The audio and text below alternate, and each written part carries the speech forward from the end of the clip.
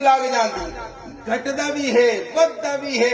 چھوٹا ہوندا ہے بڑا ہوندا ہے آسمان دا چند فرمایا وہ غروب بھی ہوندا ہے زائل بھی ہوندا ہے لیکن مدینے دا چند جس ٹائم مدینے دی دھرتی تے چمکا ہے فرمایا اس ٹائم تو لیتے قیامت تک کدی اس تے اوتے زوال آونا نہیں اس کدی غروب ہونا نعرہ تکبیر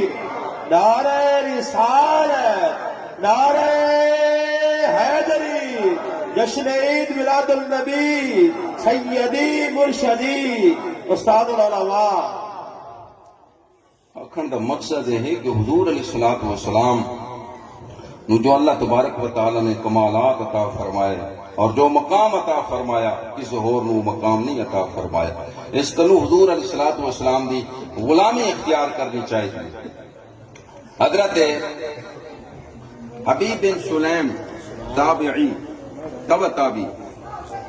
رضی اللہ تعالی عنہ آپ بڑے بزرگ ہیں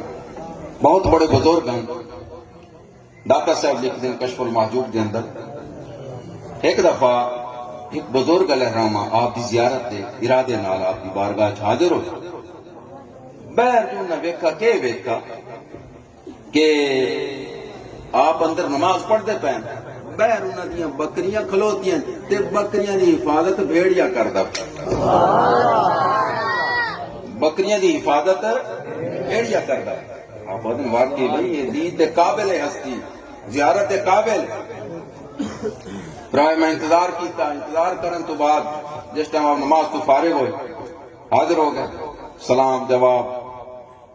انہاں پوچھا کیویں عرض کیتی تہاڈی زیارت واسطے نال ہی آکھا اے شیخ میں نے ایک مسئلہ سمجھ نہیں آیا اج پہلی دفعہ میں ویکھا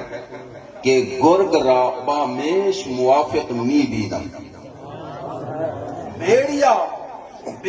بکریاں دی حفاظت کرتا پیا اے بیڑیا بکریاں دا موافق کداں تو ہوگی اے تا مخالف ہے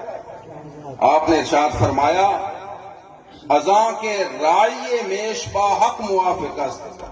فرمایا کہ جدڑ دا انہاں بکریاں دا چرواہا اللہ دے موافق ہوگی ہے اے بھیڑیا بکریاں دے موافق ہوگی جدن دی میں رب نال موافقت کر لئی میں رب دی عبادت کردا اللہ تبارک و تعالی نے اس بھیڑیے نو میری بکریاں دا محافظ بنا دیا اچھا اس تو بعد